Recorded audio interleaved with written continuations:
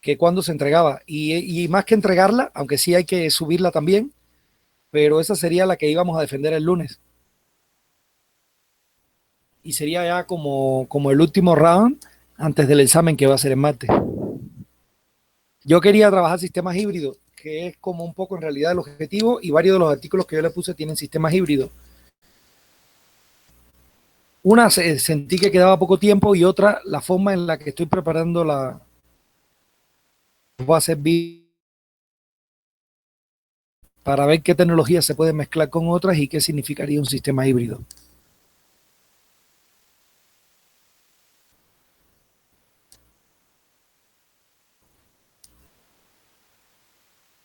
Fíjense que hay uno de los artículos que, o sea, comento así en general, ya que nadie habla, para romper el hielo, que no tienen que leer todos los artículos. Yo, de hecho, le iba a subir a primero unos 4 o 5 nada más, porque después se quejan y me dicen, es mucho trabajo.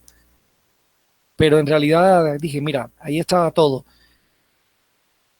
Un tema, busquen los artículos que sean de su tema y entre los artículos que sean de su tema, busquen los que ustedes crean que le pueden aportar más. Se los reparten, son varios en el equipo, que cada uno analice uno, que vea qué aporta y sobre todo en el sentido de comprar las tecnologías. Recuerden que esto es una, de alguna manera, ¿no? Entonces cada equipo tiene que venir a pelear porque su proyecto sea el aprobado, si no los corren de trabajo, ¿no? Entonces esa es como la idea. Busquen en fortalezas de su tecnología, pueden buscar también de las otras, por si les interesa, como para tener dividan el trabajo en el equipo ahí como puedan, más chiquito, el de Alan y Andrea y Daniel Juárez, quedaron 3 nada más porque eran 2 equipos que habían abandonado varios integrantes.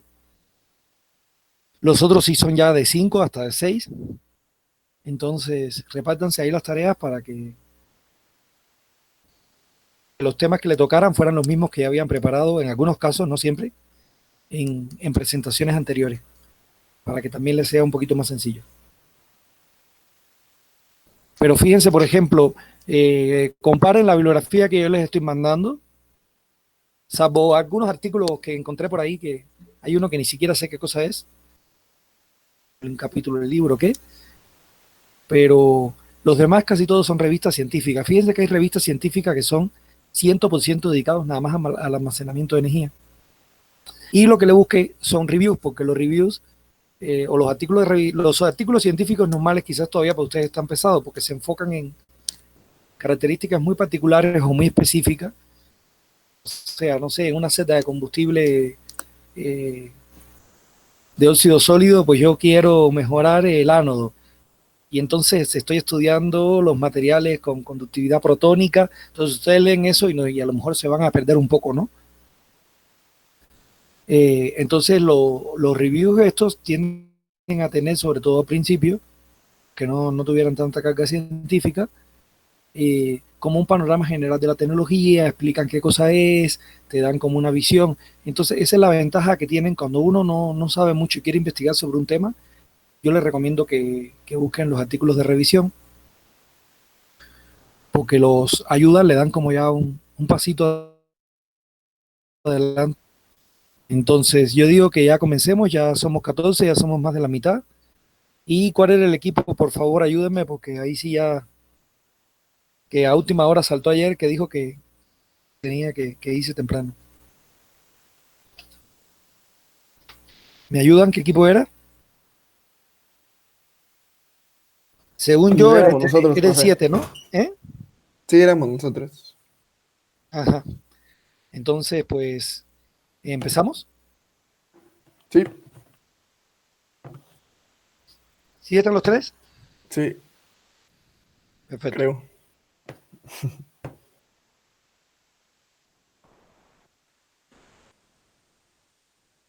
Están los tres. Ya, empiecen ya cuando ustedes digan. Compartan pantalla y comiencen.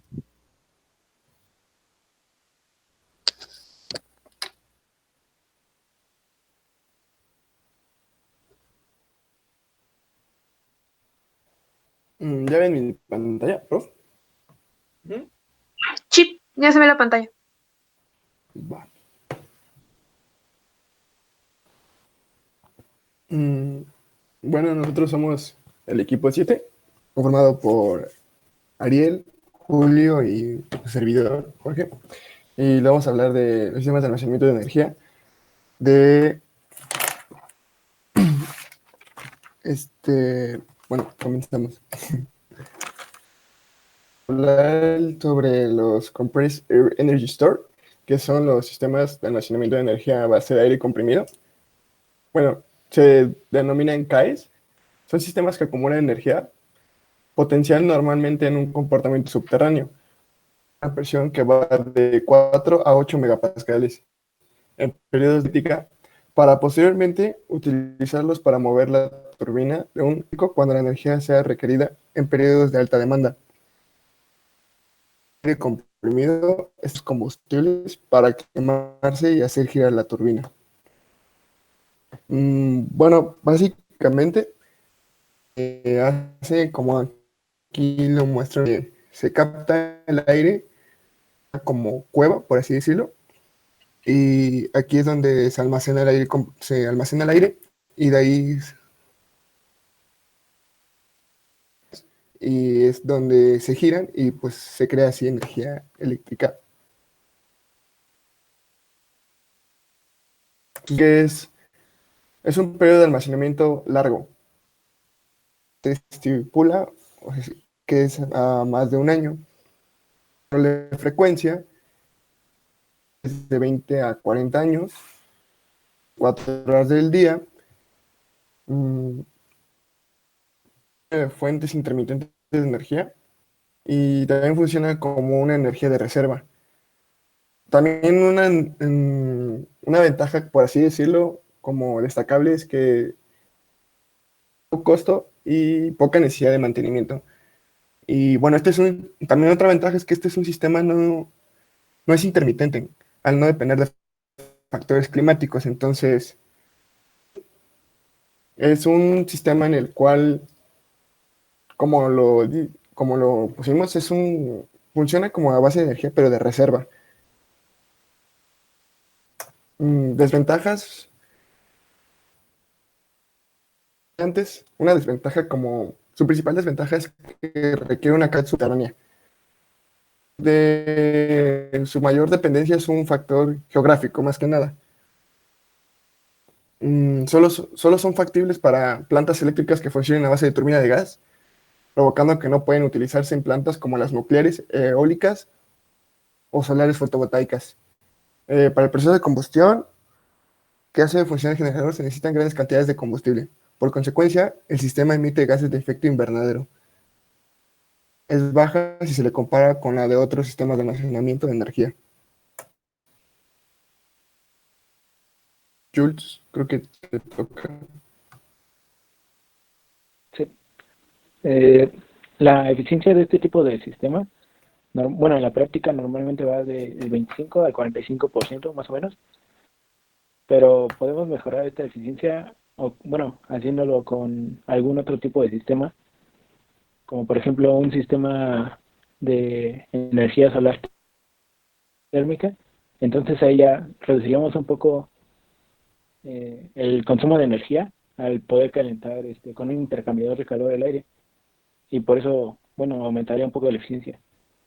Además de que teóricamente el proceso sería más efectivo si fuera diabático, pero pues realmente no hay ningún proceso adiabático en este punto. La siguiente.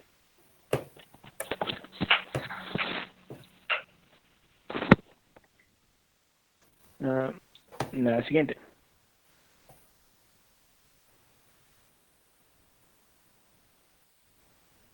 El segundo sistema que nos tocó es el de aire criogénico. Es parecido al anterior, solo que en este lo que hacemos es el aire que captamos, lo comprimimos a grandes presiones y después lo enfriamos hasta llegar a licuarlo. Ya que está licuado, lo podemos almacenar en un tanque criogénico, y después cuando sea requerido en las horas de alta demanda, lo que podemos hacer es descomprimirlo y calentarlo con un intercambiador de calor. Y esto lo hacemos pasar por una turbina y con eso vamos a poder generar electricidad directamente. ¿Puedes regresar a la diapositiva anterior?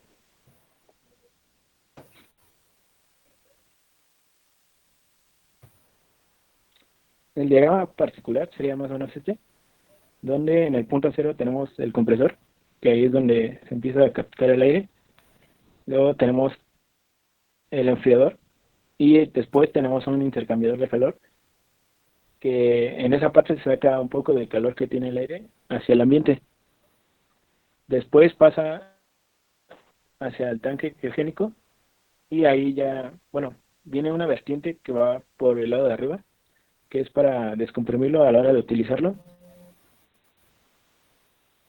Y del lado derecho hay una, bueno, está el número 4. Ese es porque en algunos casos lo que podemos hacer es recircular el aire para así reducir el consumo de energía y que sea más eficiente el sistema. La siguiente.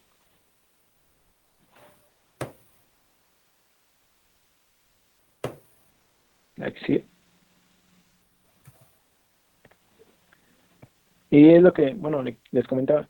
Este tipo de sistemas sirve mejor en combinación con algún otro tipo de sistemas, como por ejemplo un sistema nuclear o geotérmico, porque así podemos aumentar la eficiencia usando los intercambiadores de calor para reducir el consumo de energía. Y de esta forma podremos más o menos dejar la eficiencia como por un 70%. Y también con esto lo que podríamos hacer es que en la industria podríamos mantener la estabilidad del sistema y eso ayudaría a que la red bueno, pudiéramos aportar una cantidad constante de energía a la red y pues eso ayuda a reducir los costos de generación. Ya que sí.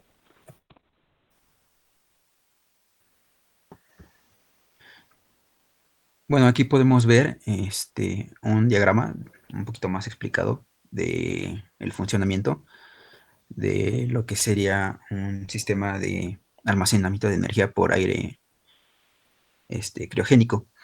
La que sigue, por favor.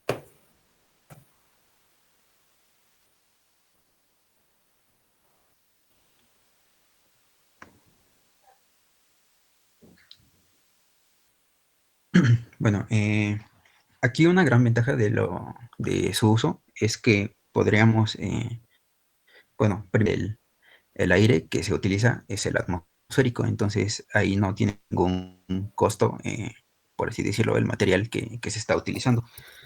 De hecho, aproximadamente 700 litros de aire en estado gaseoso se pueden comprimir hasta hacerlos 1 litro de aire líquido.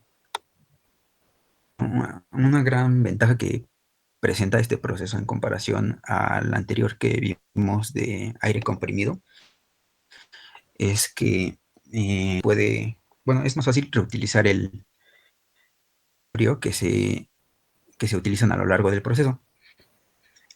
¿Puedes regresar a la diapositiva anterior, por favor?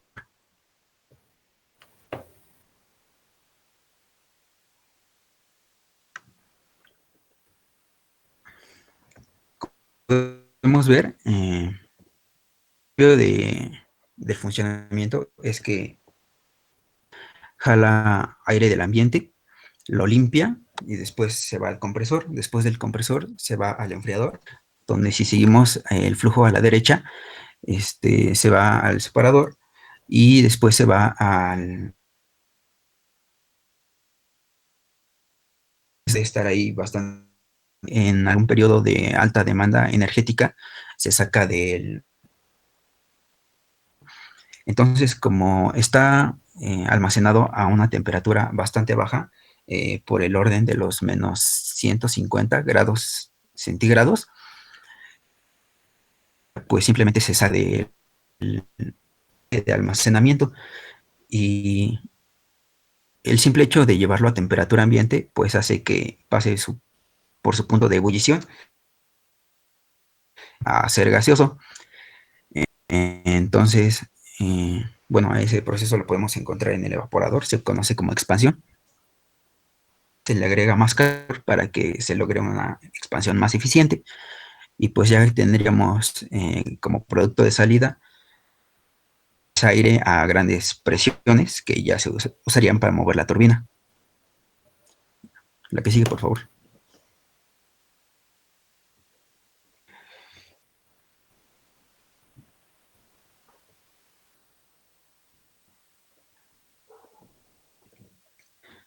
Y bueno, entonces, como vemos que se puede reutilizar tanto el frío como el calor del proceso, pues esto es favorable. Este proceso es favorable para aquellas plantas o industrias que, que ya produzcan ese calor o el frío pues residual, como lo sería una planta térmica o alguna planta de producción de gas natural licuado, que para su elaboración eh, bajas temperaturas, que también se podría utilizar esa energía que se utiliza para baja temperatura, igual en el proceso de la compresión de aire y de su enfriamiento. La que sigue, por favor.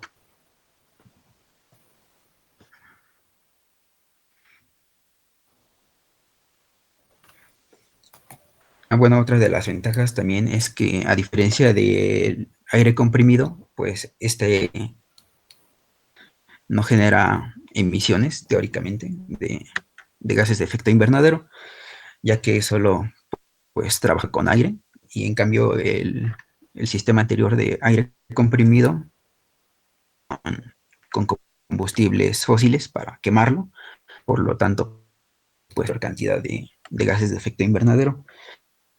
La eficiencia del aire criogénico es un poquito más alta, del orden del 60%. Los criogénicos, aplicaciones en la tecnología, en la preservación de la sangre y sobre todo en la medicina. De hecho, es una tecnología que está todavía un poquito verde y todavía no hay plantas funcionales de energía en el mundo. Solo hubo una planta piloto por algunos en Inglaterra, pero hasta ahí. Lo único que sí tiene ahorita son proyectos. Y pues eso sería todo.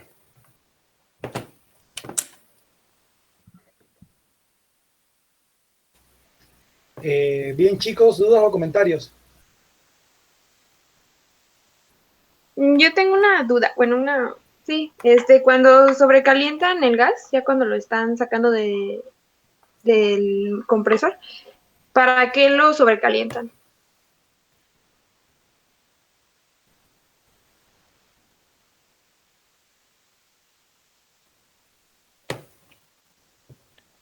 Para que la expansión sea más eficiente y bueno, o sea, si tienes más eficiente la expansión es un mayor volumen que tienes, entonces lo puedes sacar, bueno, puedes controlar la presión a la que sale y la generación es...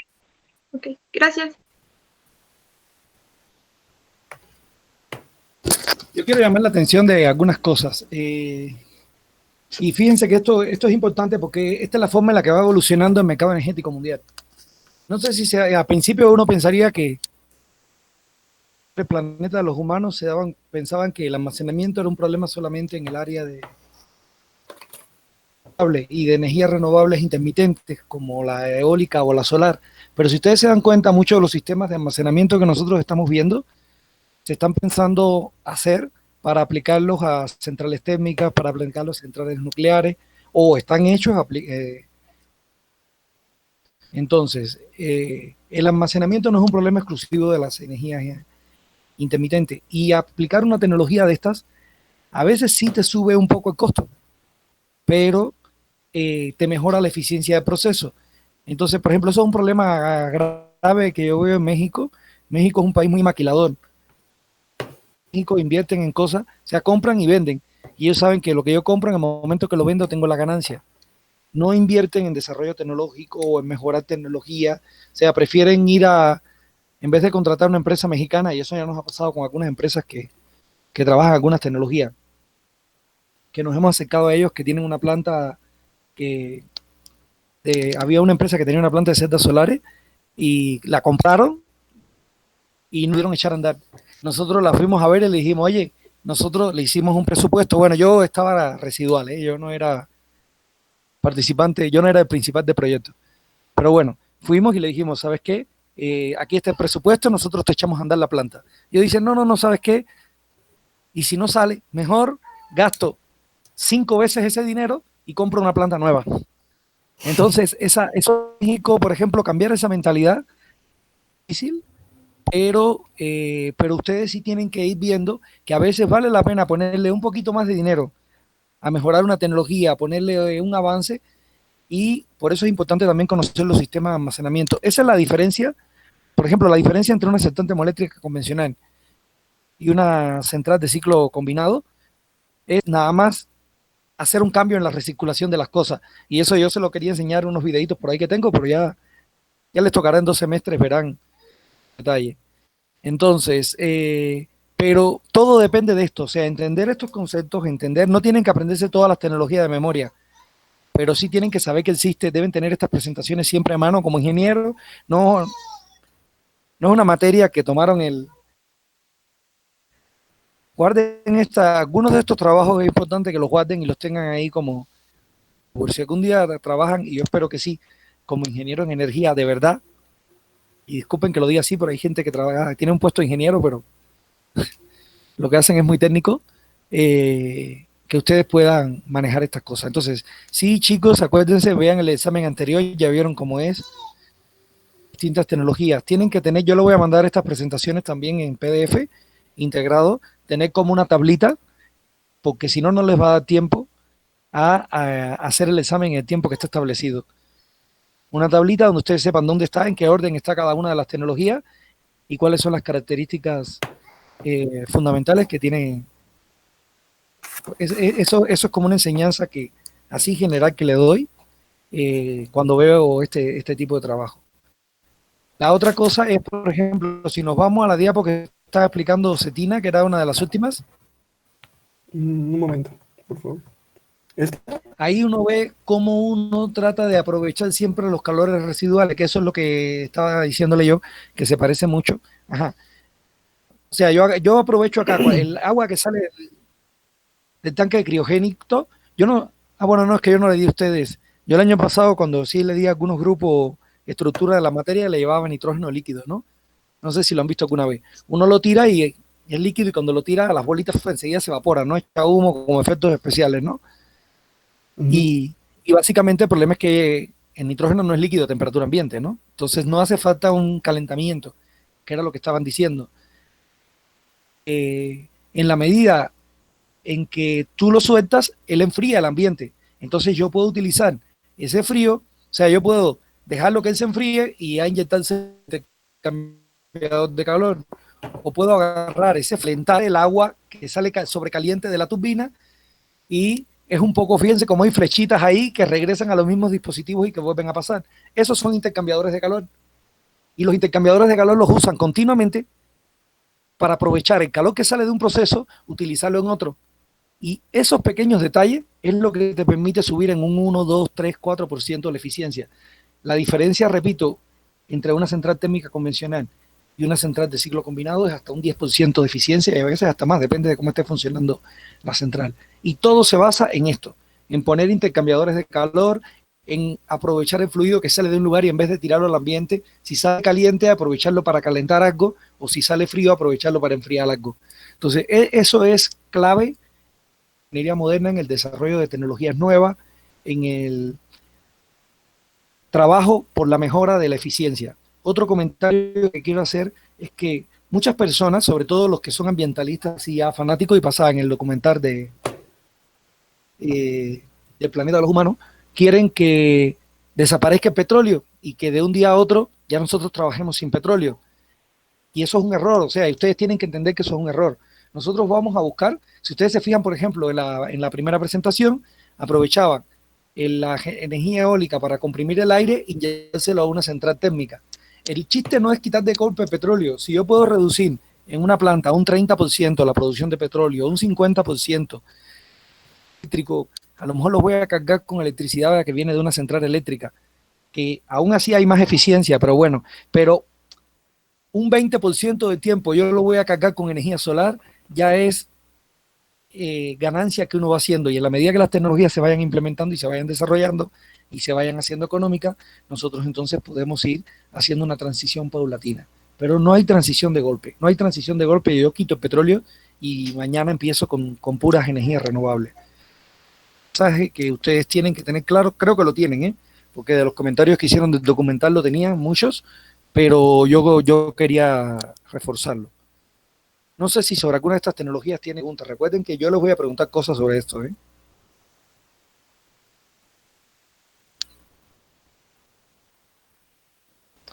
Bueno, si no tienen ninguna pregunta, yo creo que nos seguimos. Del equipo 7, yo creo que ya directamente al equipo 2. ¿Te uniste con el equipo 2 para lo de supercapacitores? ¿Está Daniel por ahí? No sé, pero profe, bueno, no se unió, no sabíamos Alan y yo. Yo le dije porque él se quedó solo. Y yo le dije que se uniera con ustedes porque él había hecho supercapacitores magnéticos que no es tan diferente. Y que se uniera con ustedes para que no se quedara solito, ¿no? Entonces, bueno, no sé. Le toca ahora a supercapacitores, que es otro de los temas que que como sea, va a estar en la última presentación el lunes.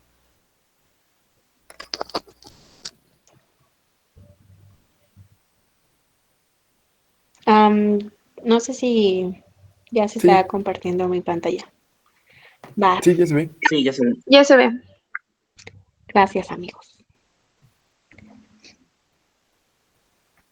Bueno, ¿quieres que presente yo, Andrea, o tú? Empieza. Nada, me dices cuando lo cambie. Bueno, está bien. Pues bueno, nosotros somos el equipo 2, está conformado por Andrea, por mí y por Daniel. No sabíamos en realidad, pero si hay más cosas por hacer, pues ya lo vamos a contactar, porque en realidad no. A la siguiente. Bueno, capacitores y supercapacitores. Capacitores, son capacitores, pero funcionan de una forma electroquímica, con densidades de energía, más altas que las de los capacitores comunes y corrientes. Perdón, la densidad de energía es la capacidad o la cantidad de energía que pueden almacenar, por volumen. Y la densidad de energía se mide en unidad de volumen, por unidad de volumen, en watts, por hora. Y bueno, se ve el diagrama donde se ve la composición del supercapacitor. Sus placas, y hay un ánodo y un cátodo, y en medio de ellos un electrolito. La siguiente, por favor.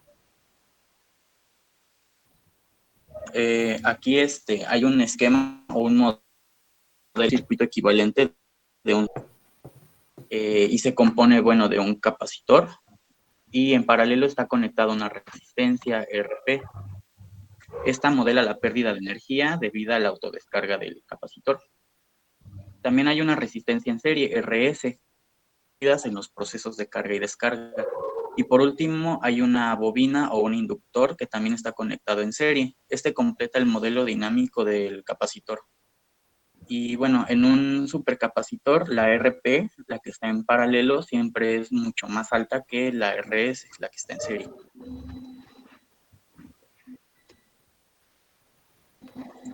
Siguiente. Las ventajas son que, a diferencia de una batería común, los supercapacitores tienen una resistencia interna baja. Esto significa que pueden alcanzar altas densidades de potencia. A diferencia de la densidad de carga, la densidad de energía, que fue lo que mencioné al principio, la densidad de potencia se refiere a la velocidad a la que la energía se puede entregar hacia la carga o ser absorbida desde ella. Y bueno, las desventajas, pues hay dos principales, que son la baja tensión que hay por celda y la incompatibilidad que existe para circuitos de alta frecuencia y corriente alterna. Bueno, dependiendo de la estructura del material de los supercapacitores, la carga de tensión puede oscilar de 2.1 a 4 volts, pero el valor típico siempre es de 2.7.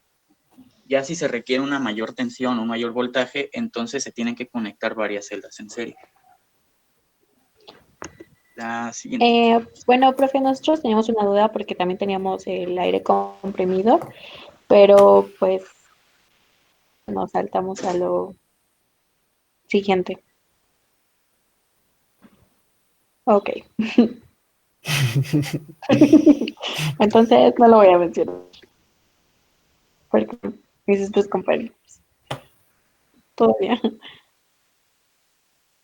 Estas, a ver, espérame un tantito. Listo. Bueno, estas son baterías recargables, y funcionan con un electrolito. Bueno, con 2 electrolitos, perdón. Contienen una o más especies electroactivas cada electrolito y estas fluyen a través de una celda electroquímica que está entre ellos. Esto convierte la energía química en electricidad. Los electrolitos que conforman estas baterías pues se separan, como les digo, por una celda o membrana y bueno, por ahí pasa el flujo y bueno, con la corriente eléctrica se puede, perdón, con el flujo se crea la corriente eléctrica, ¿no? La siguiente. Ok, bueno, en los 80s, en 1980, la empresa Energy Development Associates investigó una batería de flujo que estaba compuesta de zinc y cloro, esta de 50 kilowatts hora. La hicieron para competir con la batería de ácido plomo. También otro instituto o empresa, bueno, ahora PowerCell de Boston, el nombre pues está muy raro, es austriaco, ha estado desarrollando baterías de zinc y bromo desde 1983. Y bueno, ha producido baterías con capacidades que oscilan entre 5 y 45 kilowatts. Estas baterías de flujo, la siguiente, por favor. Sí, pues también tienen sus ventajas y desventajas. Las ventajas, bueno, pues tienen una gran rapidez de respuesta de carga y descarga. En 1 milisegundo pueden proporcionar altas potencias y 2 veces su potencia nominal en en cortos periodos de tiempo, hasta por varios minutos. Pues dice, por ello pueden utilizarse en calidad de energía y huecos de tensión. Hay otras ventajas también, las tengo por acá. Permítanme tantito. Se me perdieron. Voy. A rayos, no les veo.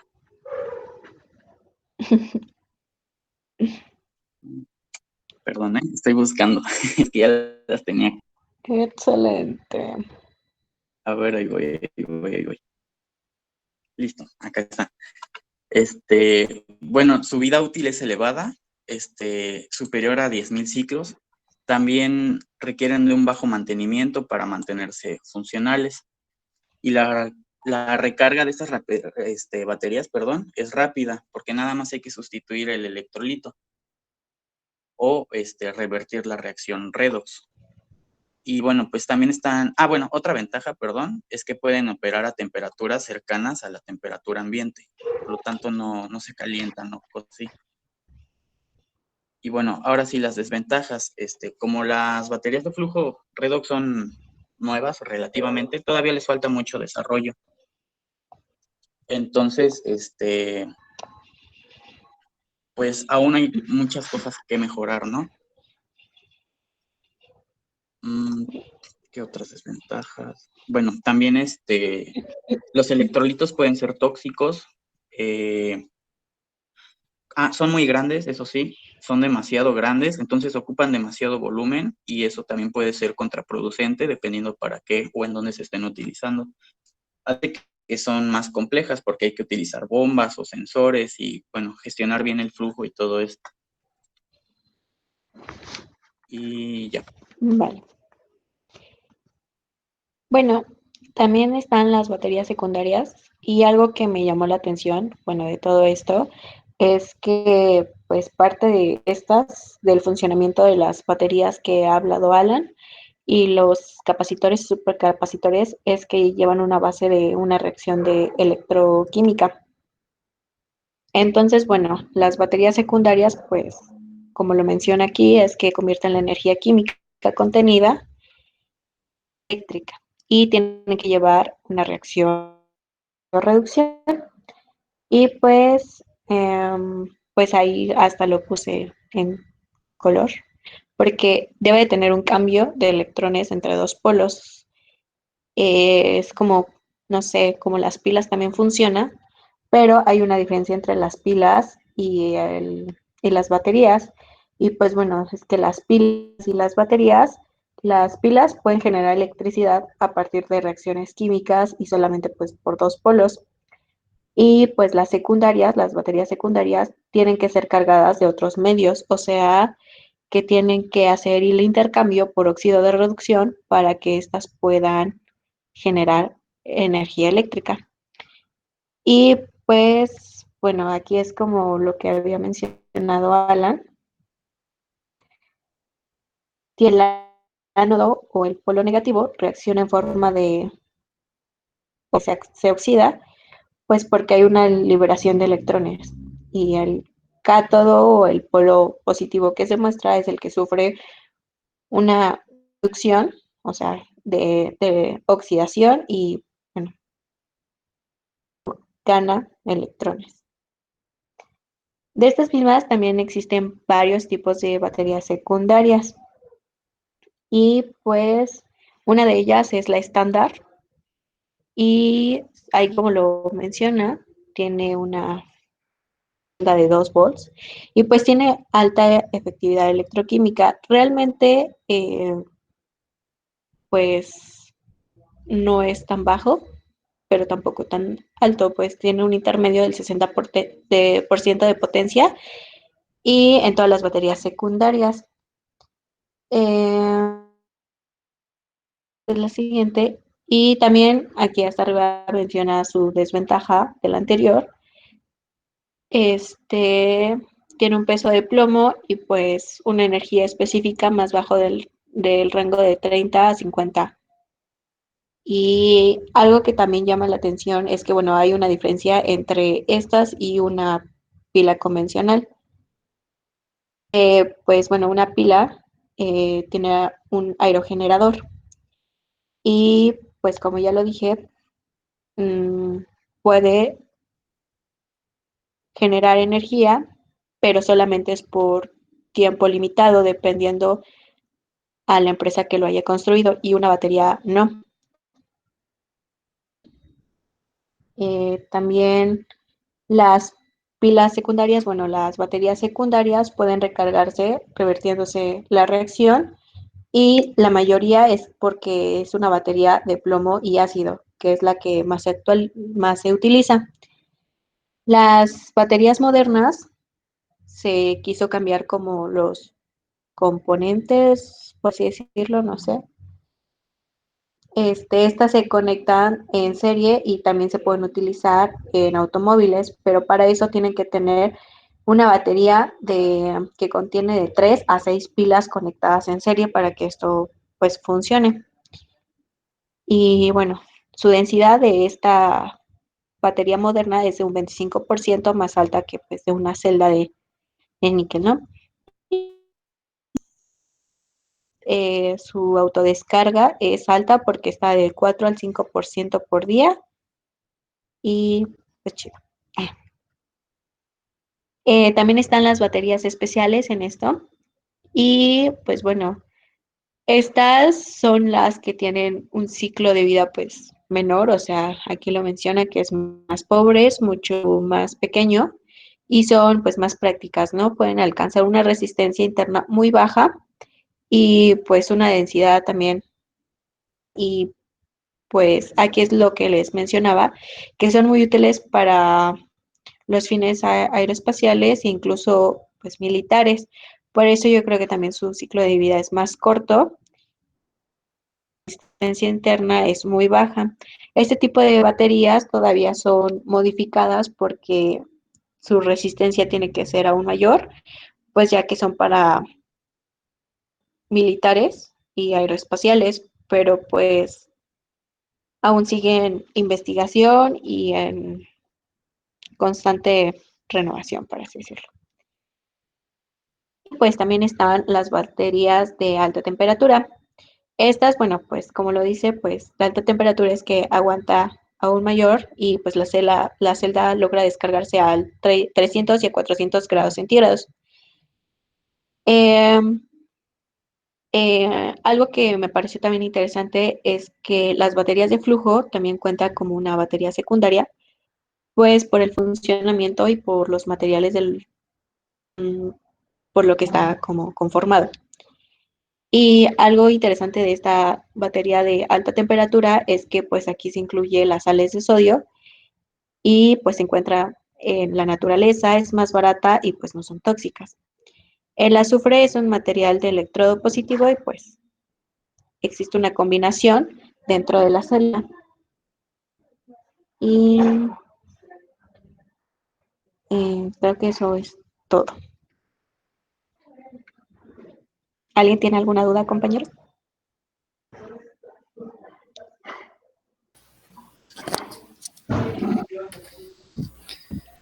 Estos dos temas de batería y supercapacitores están en la última presentación que vamos a tener, donde yo espero que ya tengamos más detalle.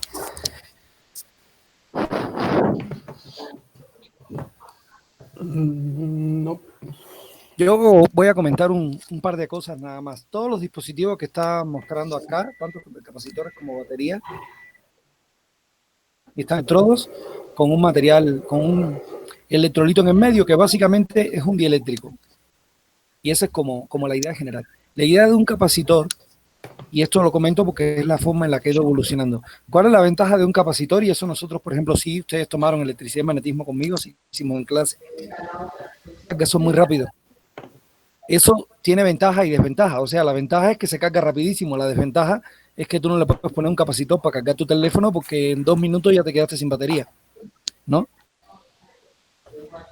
¿De qué depende la cantidad de energía que puede almacenar? Pues lo que almacena depende de la polarización del dieléctrico que le estamos poniendo en el medio. Eso también lo vimos. Esa polarización se mide a partir de la permitividad dieléctrica. Los materiales estándar tienen permitividades dieléctricas que van de 1 a 10, un poco más, depende ahí del material. Desde hace unos años se puso muy de moda los materiales de alta permitividad eléctrica, materiales que superan 40, 50 hasta 100,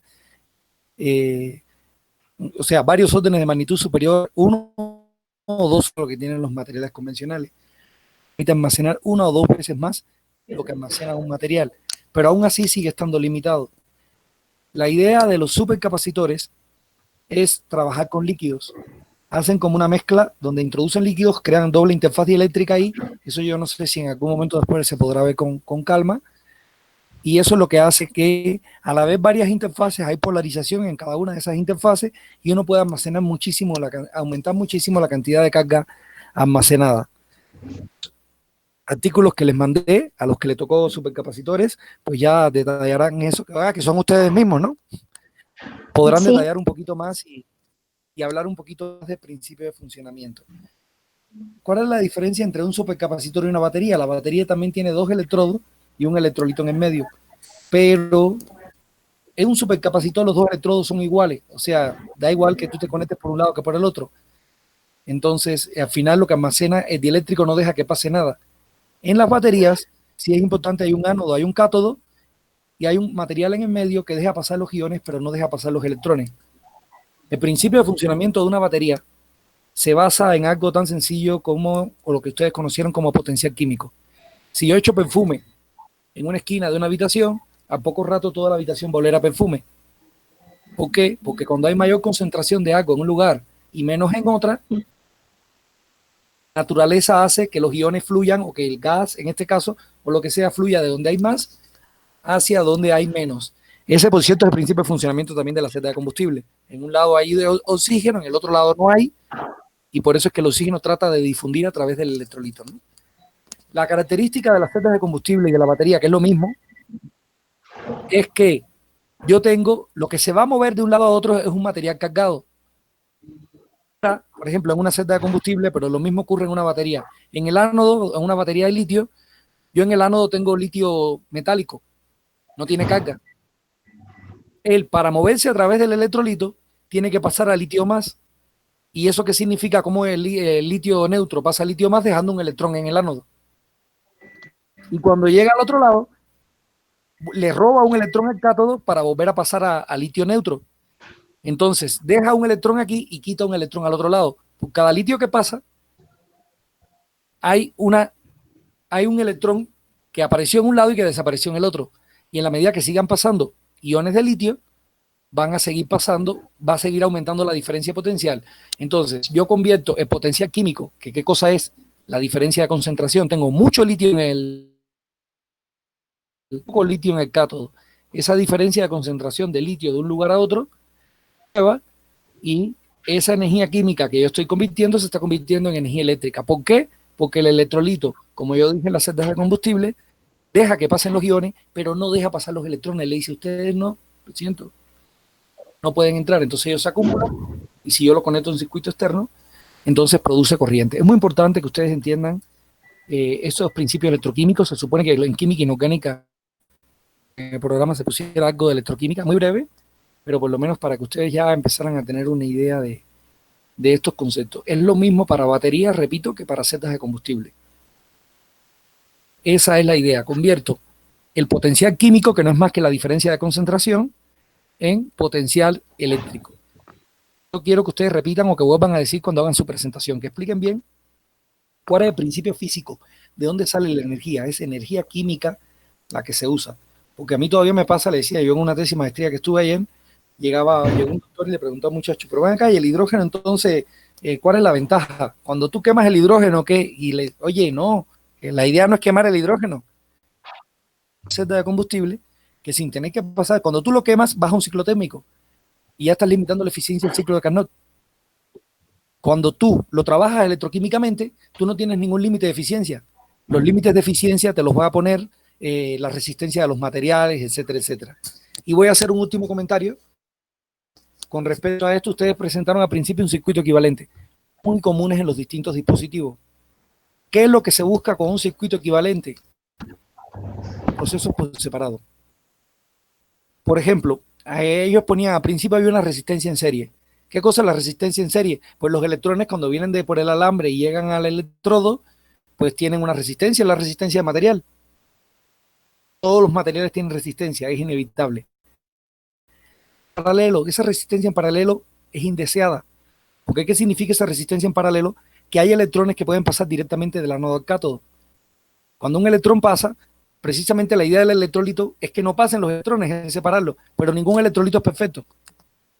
Y sobre todo los materiales, los electrolitos sólidos, electrones. Entonces eso es lo que llamamos corrientes de fuga, cortocircuita la batería y le baja un poquito la potencia. Pero es inevitable, por eso ellos decían que esa resistencia debe ser tan grande como se pueda. Entonces, cada uno de los elementos de esos circuitos y dispositivos ideales. Entonces ellos, el supercapacitor, capacitor ideal, y le añadieron elementos circuitales de resistencia, de inductancia, que cada uno representa distintos procesos que ocurren cuando los electrones llegan. Entonces, describo un dispositivo real, repito, con la suma de una serie de componentes electrónicos ideales. Y eso funciona bien y nos ayuda un poco para entender bastante los procesos. Eso lo van a seguir viendo también. Cuando veamos celdas solares vamos a ver cuál es el diagrama de la celda solar y así en otros dispositivos. Por mi parte eso es todo. No sé si quieran hacer algún comentario o tengan alguna pregunta.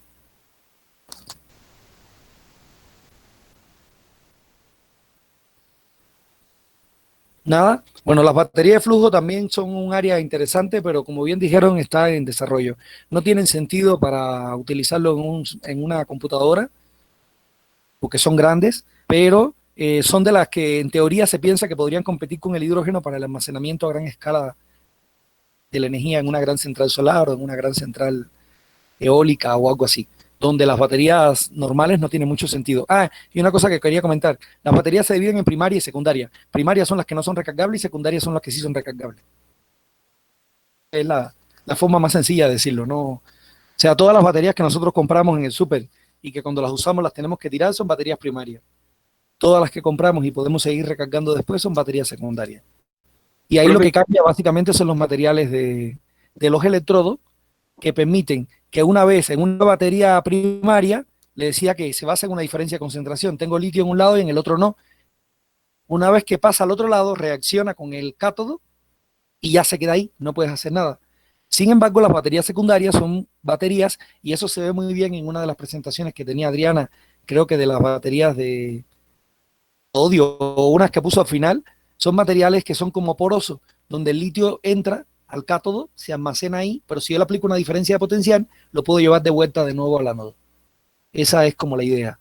Nunca es perfecta, que llega lo vas a poder devolver, por eso las baterías cuando uno las va recargando van poco a poco disminuyendo su potencia y te permite utilizarlas a veces hasta 1000 ciclos. Esa es la idea de las baterías secundarias y la diferencia entre baterías primarias, secundarias y las de flujo. Ya le digo, los electrolitos son líquidos y se mueven a través de tanques. Creo que estuvo clara ahí la presentación. Profe, ¿las baterías secundarias son iguales que las baterías de ciclo profundo? Baterías de ciclo profundo. No, está muy profundo tu pensamiento. Tendría que pensar, a ver, ¿qué quieres decir con batería de ciclo profundo? Es que ahora mismo no recuerdo haber escuchado el término, Eli. Es que yo recuerdo que en la vocacional estaba haciendo un proyecto con un profe de física y por alguna razón me dijo que ocupar una batería de ciclo profundo era mejor. Pero, o sea, es que yo recuerdo que él me había dicho que las baterías de ciclo profundo son las que ocupan los automóviles, por ejemplo. En la imagen de la presentación había una batería de automóvil, por eso tengo la duda. Mira, la realidad tengo que buscar a ver qué se entiende por ciclo profundo contra baterías de arranque. Aquí, de hecho, lo acabo de buscar en internet para llevarme idea de qué cosa es lo que están diciendo. Pero yo me imagino que lo que tiene que ver, porque el artículo que acabo de ver es batería de ciclo profundo contra baterías de arranque. Entonces ya medio me da la idea. Una batería de arranque, lo que me dé mucha potencia, rápido, aunque se descargue rápido. O sea, es algo que funciona más como un capacitor. Se carga rápido y me da mucha potencia en poco tiempo. Y una batería de ciclo profundo, yo me imagino que sí debe estar relacionado normalmente con baterías secundarias de alta durabilidad, potencia de golpe, pero me dan potencia continua durante mucho tiempo. Me imagino que eso es lo que quiere decir, pero en función de lo que quiera decir ya tendría yo que estudiarlo, porque no había yo, te digo, manejado antes el término. Es la primera vez que en una batería óptima de ciclado profundo. Sí, yo creo que debe ser algo como está diciendo aquí, que da una vida más larga en operaciones de ciclado. Sí, yo imagino que lo que llaman una batería de ciclo profundo son baterías que las puedes cargar y recargar muchas veces. Ok. Lo que es lo que quieren decir. Entonces sí, funciona la batería de carga, pero por ejemplo las baterías que nosotros estamos comprando, las de litio, es como la tecnología que ahora está más de moda en batería. Por una razón sencilla, yo le estoy diciendo que se tiene que mover un ion del ánodo al cátodo a través de un electrolito, que en algunos casos es líquido o sólido. Eso significa difusión. Significa que algo que tiene masa y carga es la estructura de un material para pasar de un lado a otro. Mientras más chiquita sea la masa, mientras más chiquito sea el ion, más fácil se va a mover, ¿sí o no? Entonces, el litio es el ion más chiquito que tenemos. Bueno, sin contar el hidrógeno, que no es práctico para batería, pero es la razón también porque ¿se acuerdan de las celdas de combustible? Yo les dije que había unas que funcionaban a más bajas temperaturas y unas más altas. Temperatura, el hidrógeno es el que se mueve a través del material. Las que funcionan a altas temperaturas, el que se mueve es el oxígeno. Y el oxígeno es mucho más grande que el hidrógeno. Aparte que tiene una carga mayor, que también la interacción electrostática es más fuerte, ¿no? Ha motivado mucho el interés en la batería de litio. El litio es el material ideal para hacer baterías, en teoría. En teoría. Y pues ya, yo quiero que ustedes entiendan eso. Una batería, que es lo mismo que una celda de combustible, bueno, casi, es dos electrodos, un ánodo y el cátodo. El ánodo tiene una alta concentración de litio, por ejemplo, en el caso de las baterías de litio, y el cátodo tiene una baja concentración que hace que el litio migre de un lugar al otro. Y en el medio tienes el electrolito, que es un material fundamental. Es el que va a decir, solamente pasan los iones. Yo dejo que pase el litio más, pero no dejo que pase el electrón que se queda. Entonces, deja que se pase la carga, y esa carga es la que uno ve en la batería. De hecho, una batería te dicen que tiene una carga máxima de 1 bolo, de 0.7 bolos. ¿De qué depende eso? Pues depende de la diferencia de concentración de litio, por ejemplo, en este caso, que hay entre el ánodo y el cátodo. Mientras mayor sea la concentración que yo pueda tener a un lado y al otro, el caso más máximo sería que fuera puro litio en el ánodo y el cátodo. Y en ese caso ideal, la ley de Nernst, el voltaje óptimo es como 1 punto algo volt. Entonces, por eso es que nunca una batería te va a dar más de 1 volt, y por eso las baterías siempre hay que ponerla cuando uno quiere aumentar. Las baterías estas de 12 volt y eso es lo que tienen varias capas. Son como varias baterías integradas en una sola. Y por eso también tienden a ser más grandes en general. Pero sí, lo de ciclado profundo parece que sí tiene que ver con de drenaje profundo y repetitivo, motores fuera de bordo, ajá. Son las baterías estas que tú tienes que, le toma un poco de tiempo cargarla. En el carro tú no lo sientes porque se está cargando todo el tiempo mientras tú te estás moviendo. Hay un dinamo que cuando el carro se mueve, ese dinamo genera electricidad y le está dando corriente a la batería y la va cargando.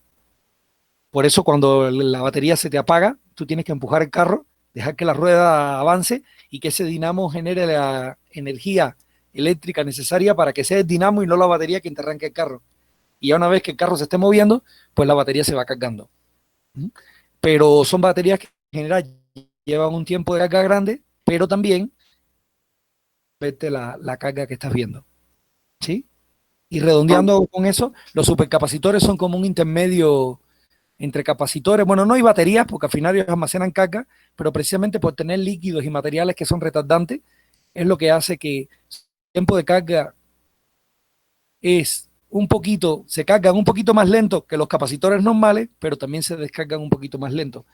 Entonces, como un intermedio entre baterías y capacitores. Los capacitores, repito, se cargan y se descargan en segundos. Hicimos ejercicio en clase, busquen un problema de los que hicimos y van a ver cuánto tiempo le toma a un capacitor descargarse, ¿no? El tiempo de un supercapacitor es como 1 o 2 órdenes de magnitud con respecto al de un capacitor normal, o incluso puede ser más. O sea, si un capacitor se descarga en 1 minuto, un supercapacitor se puede descargar a lo mejor en 20 minutos, media hora, algo así. Bueno, ya ustedes lo saben, en 4 horas, algo así. Entonces esas son como las ventajas y desventajas de cada uno de ellos. Ok, gracias. Los autos, comentando un poco también con transporte eléctrico, pensando así un poco en estas cosas, los autos eléctricos usan baterías de estas, las que estaríamos llamando de ciclo profundo, y ese es el problema, que esas baterías, la naturaleza no te da un equilibrio. Si tú quieres que la batería te dure más, también tienes que tardarte más cargándola. Y ese sí es un problema de la tecnología de los autos eléctricos, que es otra de las ventajas que va a tener el hidrógeno en cuanto empiecen a explotar estas tecnologías, ¿no? Que la carga en el hidrógeno es como la gasolina, ¿no? Sin embargo, un auto eléctrico, si tú metes una batería de ciclo profundo, tú sí tienes que meterle por lo menos 2 o 3 horas de carga. Ese era el otro comentario que quería hacer. ¿Algo más, chicos, porque que quieran preguntar con respecto a esto? Esto que estamos diciendo es fundamental en el desarrollo de sistemas energéticos, ¿eh? Bueno, nos queda un equipo, ¿no? El de Suilán, Luis Alberto y Ed. Sí, profe, pero nos dimos cuenta de que los equipos anteriores ya expusieron nuestros temas. Nos tocó almacenamiento de aire comprimido, baterías secundarias de reflujo y... ¿cuál otra? No me acuerdo. Capacitores. Lo presentamos. Y para cómo yo eché un chorotote aquí importante. Bueno, no importa, nunca está de más, son temas importantes y además yo les tengo que evaluar lo que hicieron, entonces ahí vamos.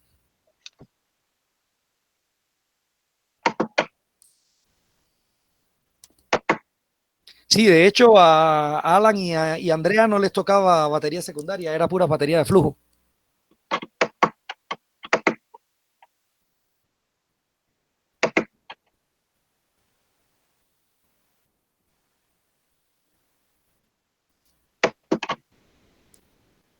Bueno, cuando estén listos, ahí empiezan.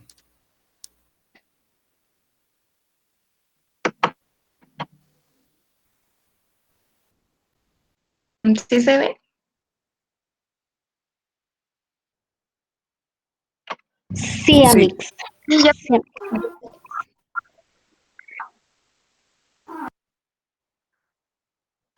Pues nosotros vamos a hablar acerca de el almacenamiento de energía mediante aire comprimido y capacitores y supercapacitores.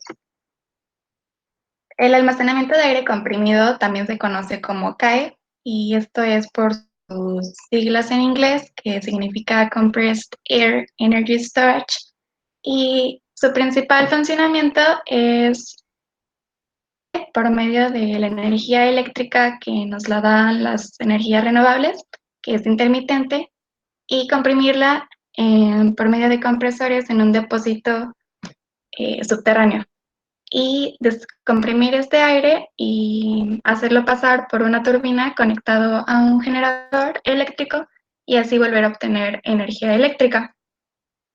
El principio es convertir energía eléctrica en energía potencial y de ahí descomprimir, bueno, utilizar esta energía potencial para volver a obtener energía eléctrica.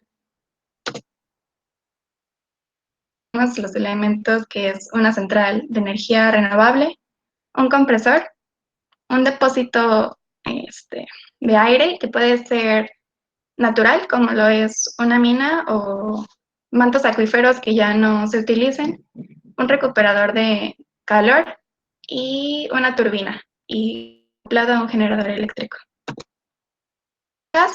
Pues este tipo de almacenamiento es para utilizar redes de gran escala con mayor de 100 megawatts. Tiene bajo costo y largo tiempo de vida.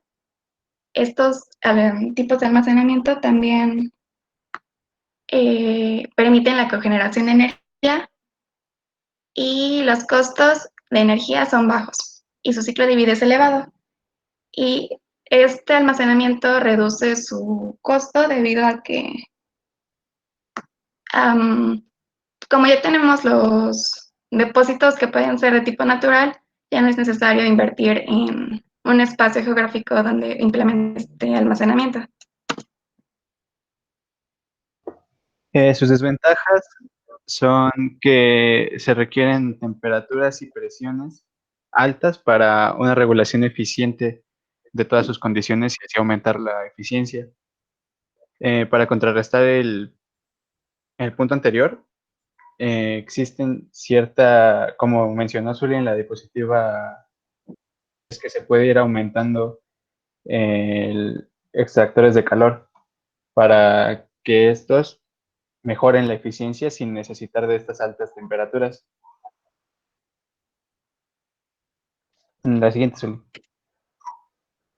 Se clasifica por ahora en 4 tipos de CAEs.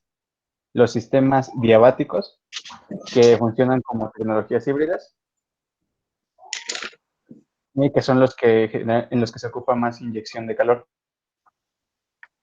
Diabáticos, que son AKEs, que permite el almacenamiento de energía térmica, que se pone con estas siglas 3.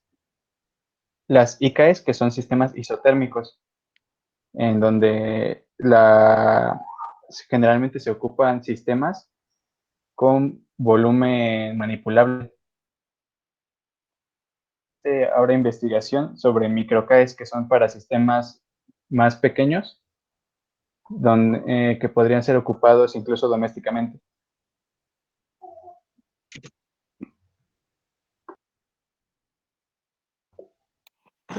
Bueno, en esta tabla lo que vamos a ver es que los CAEs de sistema diabático, los CAEs de sistema diabático y los isotérmicos.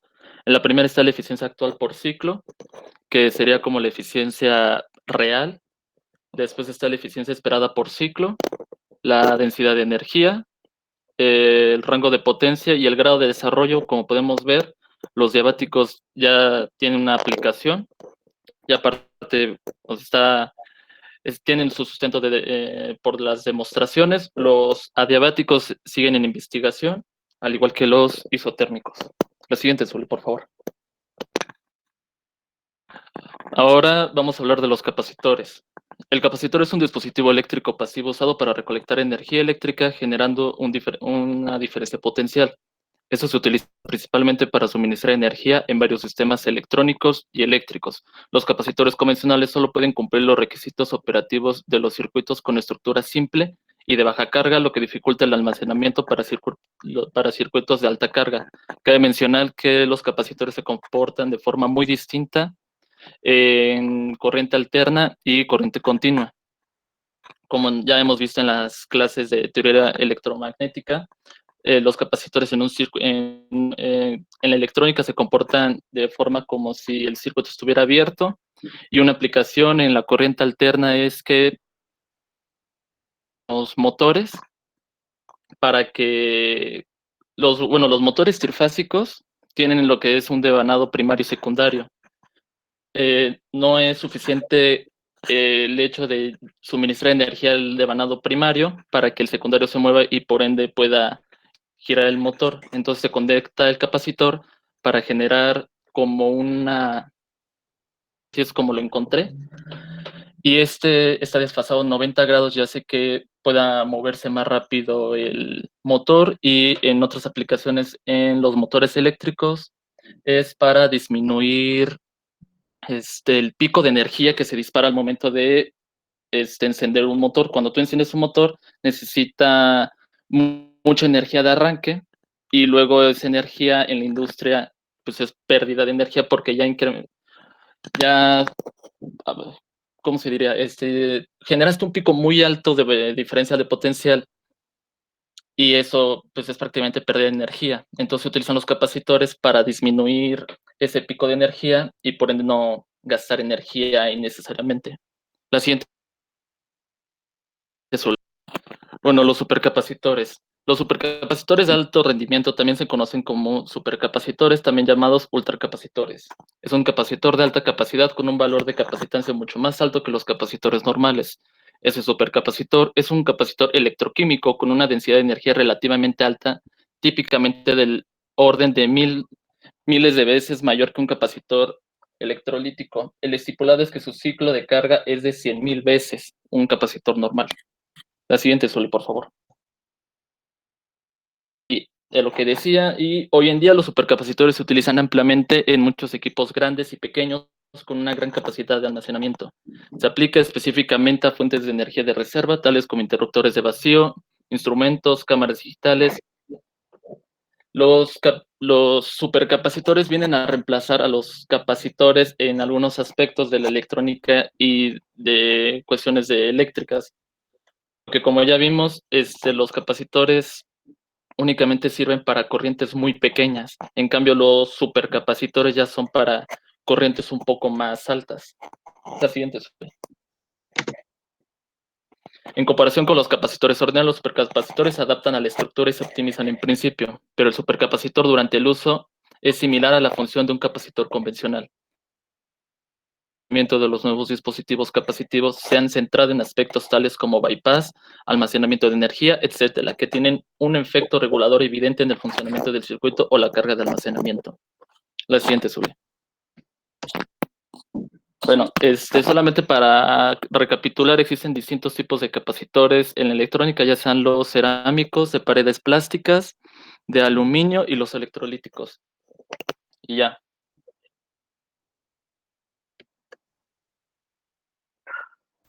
Oka, disculpen con la presentación, que no sé qué bola yo me hice. Según yo, a ustedes les tocaba baterías secundarias, pero bueno, este tipo de cosas a veces pasan así. Ah, ya. Pero a ustedes no les tocaba capacitores, ¿no? Usted me asignó ese tema. En las tareas usted me asignó capacitores y supercapacitores. Ah, porque yo te tenía a ti en el equipo 2. Ya, por eso se hizo la mezcla. Como yo, cuando tú te anotaste originalmente, te anotaste en el equipo 2 con Irlanda y con Alan. Con Andrea. Ajá. Y entonces me cambiaron después. El cambio y por eso te asigné a ti. Ya entendí por qué están repetidas las cosas. Sí, ya, está bien. Bueno.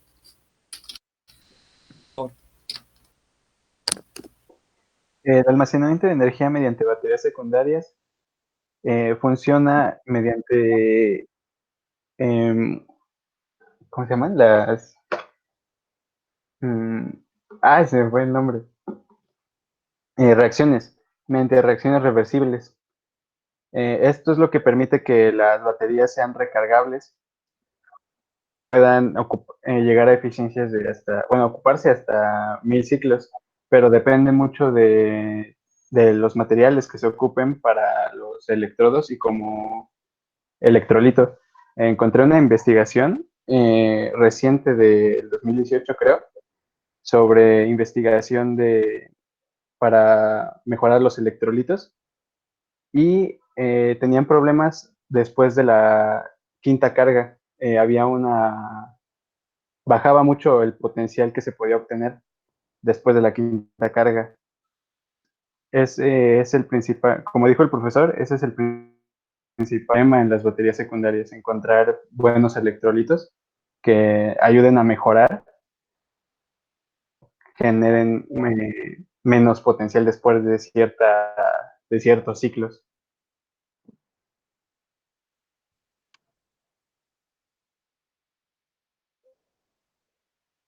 Tienen alta densidad de potencia, sin embargo, justamente por digamos, la parte de los cambios entre los electrolitos y los electrodos, puede llegar a generar baja densidad de energía. Por eso es que no tenemos baterías que ocupen tanto potencial.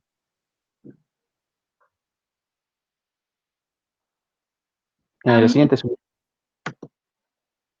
De las características, las baterías secundarias son aquellas que son recargables, las primarias las que no se recargan. Entonces, una ventaja de estas baterías es que se reducen los componentes contaminantes porque ya no se desperdicia material, sino que se vuelve a reutilizar. Y también estas baterías se tienen que cargar antes de utilizarse, no como las primarias. Y les voy a hablar acerca de de los principales ejemplos de las baterías recargables, la cual es plomo ácido. Es de las más antiguas y se tenía en muchas aplicaciones.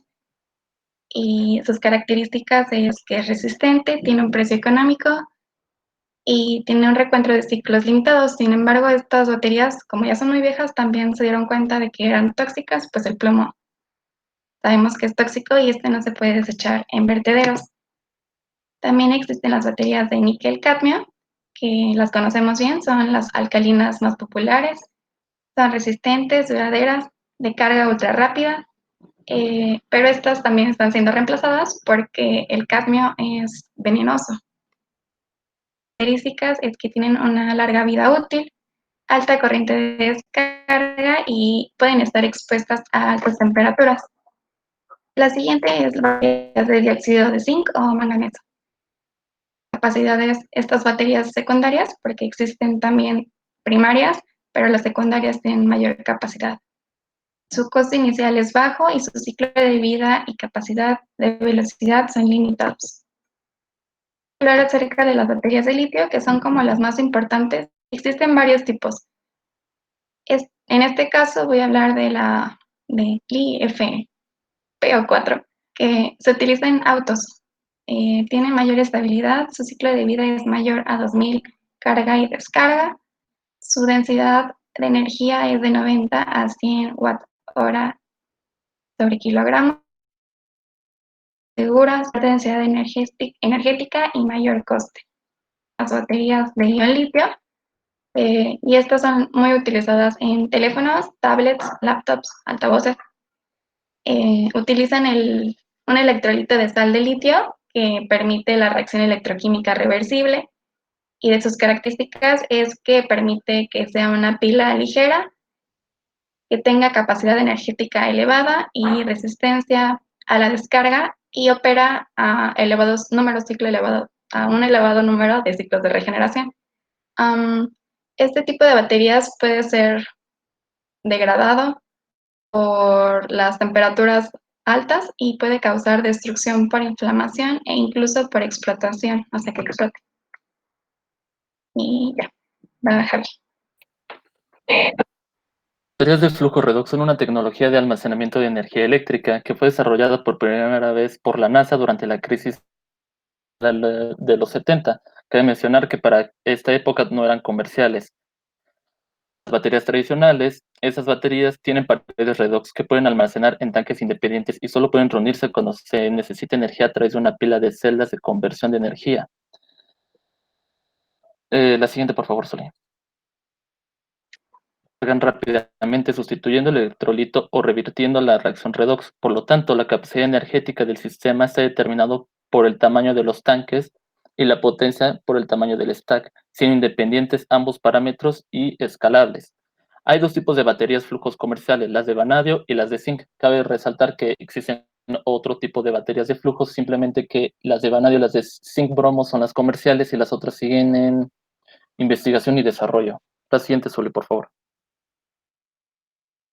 Bueno, las baterías de vanadio emplean paredes redox de vanadio disueltos en mezclas diluidas de ácido sulfúrico, eliminando de este modo el problema de la contaminación por difusión de iones de un lado de la membrana, otro al que se le da una vida útil de electrolito, o sea, prácticamente infinita. Tiene una gran rapidez de respuesta de carga y descarga en un milisegundo. Pueden proporcionar altas potencias y más de 2 veces su potencia nominal en cortos periodos de tiempo, hasta varios minutos.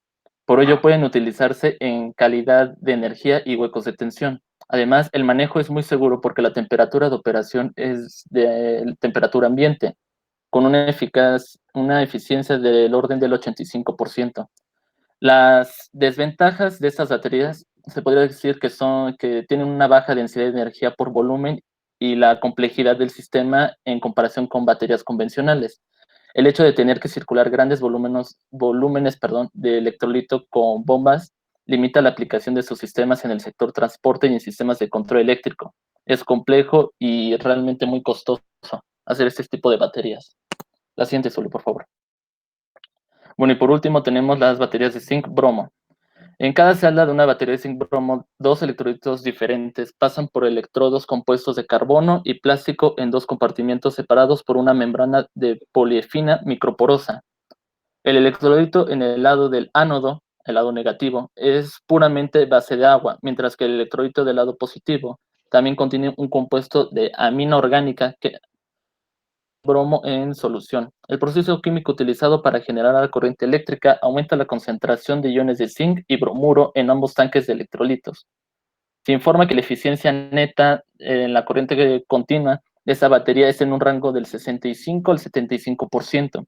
Los sistemas integrados de almacenamiento de energía zinc-bromo se han probado en remolques transportables para aplicaciones a escala de servicios públicos.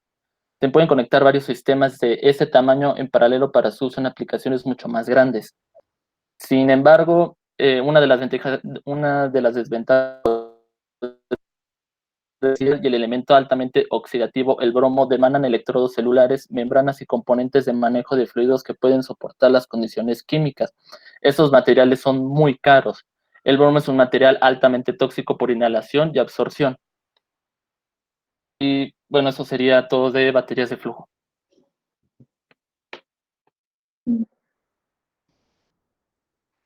Bien, chicos, no sé si alguien quiera preguntar algo, pero básicamente ya muchas de estas cosas las hemos comentado.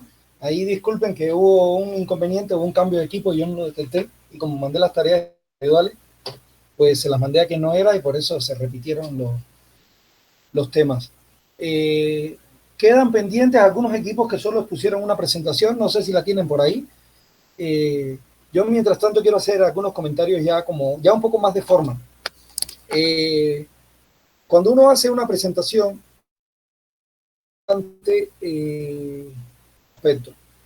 yo en estas últimas no pude hacerlo, pero si ustedes revisan las primeras que me mandaron, la de los ciclos termodinámicos, lo que ustedes me mandaron y lo que yo publiqué, en muchos casos hay cambios. Esos cambios están centrados en varias cosas. Número 1, chicos, tienen que cuidar la ortografía. Los acentos, en prácticamente todas las presentaciones hay un montón de acentos que faltan. Y eso, si ustedes están tratando de vender un proyecto, ustedes están tratando de hacer algo, eso no les ayuda mucho. La otra es con respecto al tamaño de letra. Debe tener un tamaño de letra preferiblemente por encima de 20 puntos, en la letra que sea que ustedes elijan. Pero hay algunas letras que son más difíciles. Yo siempre trato de usar más de 24, siempre que se pueda. La otra es que siempre es recomendable en las presentaciones reducir la cantidad de texto lo más que se pueda. Algunos de ustedes de hecho lo hicieron y es normal, uno lo hace al principio, ponían mucho texto y lo que iban haciendo era poniendo la presentación y leyendo lo que estaba en la presentación, ¿no? Pero se supone que esa no es la idea, porque para eso lo leo yo. La idea es que ustedes pongan menos texto, más imágenes. Por ejemplo, si ustedes revisan la presentación que yo puse de hidrógeno, y que solamente de texto pongan, como muchos de ustedes hicieron también de forma correcta, las cosas puntuales que ustedes no quieren que se les olviden, ¿no? Como los aspectos así con punto al ladito, más importantes que van a poner.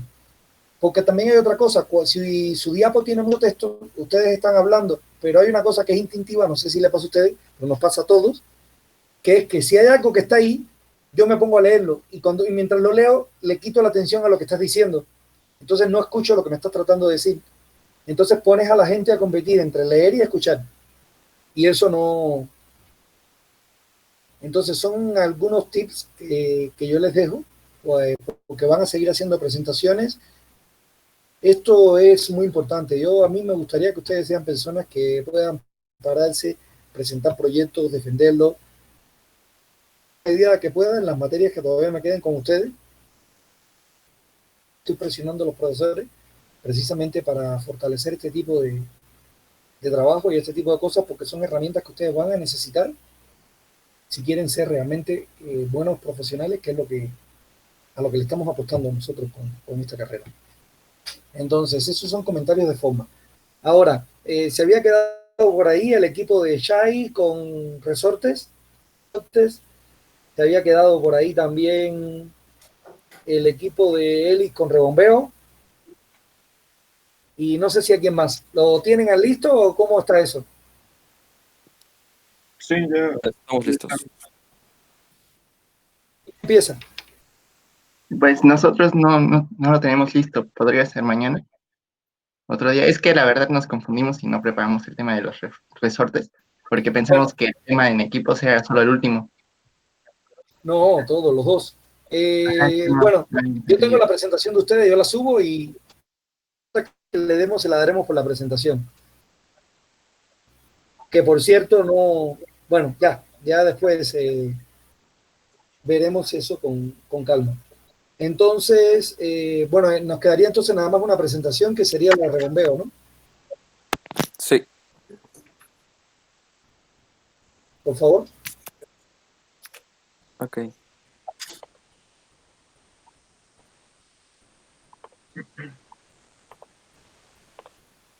Vaya.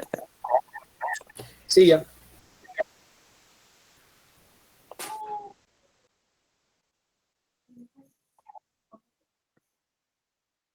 Bueno, nosotros vamos a hablar sobre lo que es la hidroelectricidad por rebombeo. Y bueno, aquí hay una imagen de cómo funciona principalmente. Y ya más adelante lo vamos a explicar. Pero, ¿qué es la energía la energía hidroeléctrica por rebombeo? Esta es una forma que proporciona una carga máxima para aprovechar el agua que es ciclada entre un depósito superior por medio de unas bombas. Esto se ve más en las centrales hidroeléctricas de bombeo o rebombeo también. Estas cuentan con dos embalses, que es el inferior y el superior, y el inferior es bombeado cuando la demanda de energía eléctrica es baja, la demanda es alta.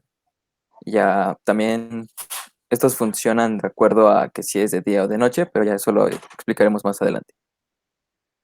Y su eficiencia de este tipo de energía, de almacenamiento de energía, es del 70%, que es una de las formas más eficientes de almacenar energía. Y bueno, este método de obtención de energía actualmente es la más económica para poder almacenar energía eléctrica. Funciona, donde tenemos el embalse superior, el embalse inferior y este embalse superior al inferior por medio de conductos. Y estos llegan a las turbinas donde se genera energía mecánica rotatoria y ya al final pasa esta por un generador, el cual la transforma en energía eléctrica. Ya una vez utilizada el agua, pasa al embalse inferior, que es donde se almacena, Y bueno, esto es lo que se puede observar así en el... Bueno, los tipos de centrales se clasifican únicamente por la capacidad volumétrica que tienen para almacenar agua en el embalse superior, porque la ventaja que tienen las centrales por rebombeo es que precisamente el agua que almacenan en ese embalse superior es la que ocupan para devolver energía eléctrica. La siguiente, por favor. Bueno, entonces el funcionamiento de estas centrales es que dependiendo de la demanda energética es como se aprovecha la energía eléctrica. Lo que se hace es que cuando hay menor demanda producida en exceso, se ocupa para activar un hidroneumático, agua de un embalse inferior a un embalse superior. Y en las horas de alta demanda, que normalmente es en la noche, en los fines de semana y horarios de trabajo, lo que se hace es ocupar esa agua que está en el embalse superior para devolverla como energía eléctrica. La siguiente, por favor. Algunas de las ventajas es que tiene una alta eficiencia, no generan residuos, tiene un alto tiempo de descarga, alrededor de 10 horas, un amplio rango de generación entre 1 megawatts a 2 gigawatts, tiene una larga vida útil entre 80 a 100 años, tiene poca restricción con respecto a la variación de carga, bajo costo de explotación, reduce las emisiones de gases y tiene un impacto medioambiental bajo durante su operación y proporciona flexibilidad a las operaciones del suministro de electricidad. Algunas de las desventajas es que requiere grandes espacios y necesidades de localización, así como la contaminación medioambiental por la alteración del paisaje, y los tiempos de construcción son muy largos, así como los costes de inversión inicial son muy altos. Eso sería todo.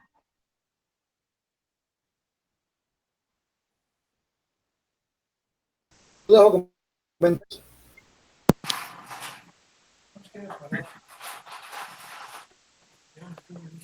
Esto es pura energía mecánica, entonces yo creo que es mucho más fácil de entender lo que es el rebombeo. La alta eficiencia está marcado precisamente por eso. La energía mecánica, recuerden. Dime, Andrea. No, perdón. La energía mecánica, recuerden que ustedes la tienen, vieron que es la que se puede convertir directamente en trabajo, no tiene que pasar por ningún ciclo, y eso es lo que hace que sea relativamente alta la eficiencia. Ahora, por ejemplo, fíjense que esto es una cosa importante, esto es un proyecto que yo quería hacer con Daniel en Baja California y ya no se nos dio, no sé qué pasó ahí, pero según el gobernador estaba interesado. Ustedes se tienen que dar cuenta de que hay muchas formas de almacenamiento, pero muchas de ellas tienen limitante. Por ejemplo, no vas a hacer un central por rebombeo en el desierto. No vas a hacer una central, una planta de aire comprimido en un lugar donde tú no tengas un suelo cavernoso, ¿no? Entonces, hacer algo que, por ejemplo, debería tener hecho la Secretaría de Energía y que no medio tiene hecho, pero no tiene bien hecho, es precisamente tener un mapa de cuáles son las perspectivas,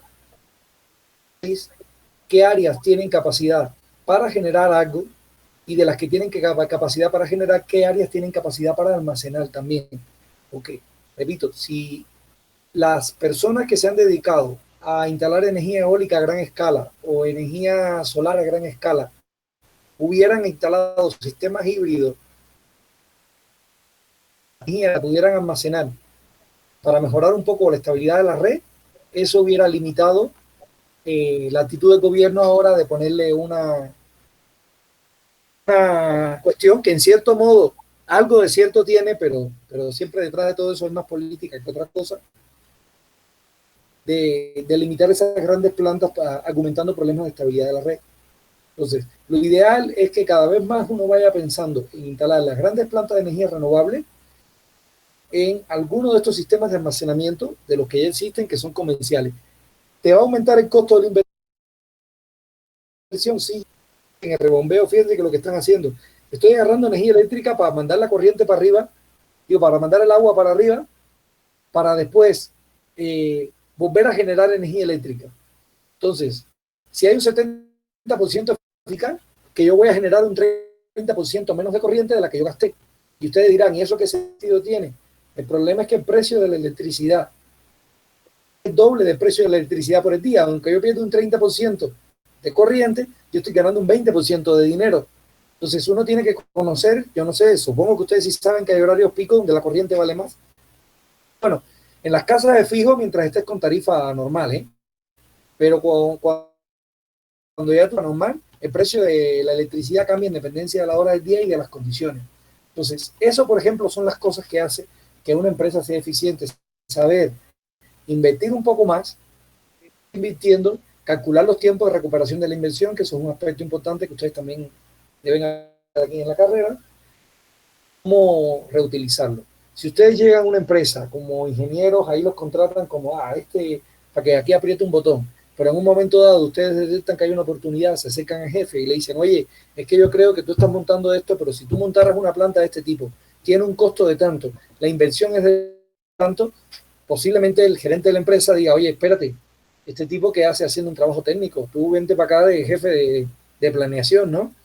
Porque tú eres el que sabes aquí de lo que están haciendo las cosas. Y lo mismo si ustedes deciden montar su propia empresa, pues todas estas cosas, repito, son importantes que ustedes las manejen. Las distintas alternativas que hay, tengan esto como un machote a mano, repito, tienen que saber que cada una de ellas tiene limitaciones y ventajas, en los que yo quería hacer énfasis a lo largo de esta materia. Más que entrar en detalles técnicos, porque están en cuarto semestre y algunas cosas no, es tener como este conocimiento general, que es un poco lo que nosotros estamos buscando. Yo quiero cerrar con la última actividad que vamos a tener el lunes. ¿A qué hora, por cierto, va a ser el lunes?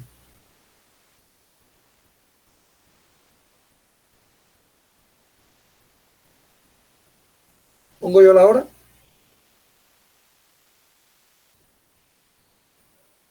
Pues el lunes creo que nos van a dar calificación de métodos y creo que ya, o sea, no sé, podría ser 3 de la tarde. a las 3. No sé, digamos ustedes, yo estoy diciendo. Como a las 5, ¿no? Porque a las 3 es como temprano. Las 5. ¿Puede ser 4:30? Es que como 6:30 por ahí le toca bañarse a los bebés y ya de repente se me están mezclando los horarios. A veces hasta las 7 o las 8, pero a veces sí más temprano. Y yo estaba aquí todavía en la consulta. O más temprano en la mañana, no sé, a las 11 podría ser. Pues, no, sé, a las 4:30, ¿no? 4:30. 4:30. 4:30. El examen de martes, ¿a qué hora va a ser? A las 6, otra vez. No, más temprano. 4:30. 4:30. 4:30. No, sí a las 6, porque ¿qué tal si a las 4:30 estamos comiendo por alguna razón? Pero el examen de métodos, ¿no? ¿Quién sabe cuándo nos vaya a llevar? Mejor a las 6. Ahí sí me da igual a mí, porque ese yo se lo programo y ustedes lo hacen a la hora que ustedes me digan, como si lo quieren poner a las 3 de la mañana. ¿A las 6 entonces? A las 6 entonces. Pues a las 6. A las 6. Ok. Entonces, el lunes las presentaciones a las 4:30. Chicos, yo insisto, yo les pasé un montón de bibliografía. De hecho, si ustedes dentro de esa bibliografía ven las citas que están haciendo, pueden encontrar más bibliografía todavía para puntualizar lo que ustedes están haciendo. No tienen que leer todos los artículos. Como una primera opción, yo les recomiendo que busquen cuáles son los que más le aportan en su tema particular. No sé, si estudian supercapacitores, de supercapacitores hay como 5 artículos, creo. Entonces, buscan de esos 5. El que me parece más interesante es este y este. Hay varios de los artículos. Hay uno, por ejemplo, que compara en trenes supercapacitores con flywheel. No es lo mismo un tren que un metrobús, pero tiene bastantes similitudes. ¿Sí? Entonces, eso les puede ayudar a ustedes a buscar fortalezas y debilidades de su proyecto. Hay otros artículos que comparan supercapacitores con baterías, creo. Hay varios artículos que yo busqué que son precisamente de comparación. Y esos artículos de comparación son las herramientas que ustedes tienen que ir. Ustedes van a competir. equipos, que ahora son equipos de A2, van a competir por ganar un proyecto. Y entonces hay que ver a quién se le va a dar la licitación. Esa es la idea. Entonces ustedes tienen que tratar de convencer de que su tecnología es buena y de que su tecnología es la que deberíamos nosotros comprar. Esa es como la idea. Le decía, los que han visto Shark Tank, como estilo así Shark Tank, convénzanme de que hay que financiar su proyecto. Y solo financiaría uno de los 4. Entonces, a ver quién me convence mejor. Esa es la idea del proyecto. Entonces, lo que les decía, primero lean de su tema, busquen de fortalezas, traten de armar una presentación breve, unos 15 minutos, y después que ya tengan su tema bien, lean un poquito los temas de los demás, sobre todo para buscar las debilidades. Porque primero ustedes van a exponer, pero después yo los voy a poner a luchar entre ustedes. ¿De acuerdo? Ok. Sí, profe. Ok, entonces nos vemos el de semana y cuídense mucho. Igual. Bye. Igual. Bye. Gracias. Bye.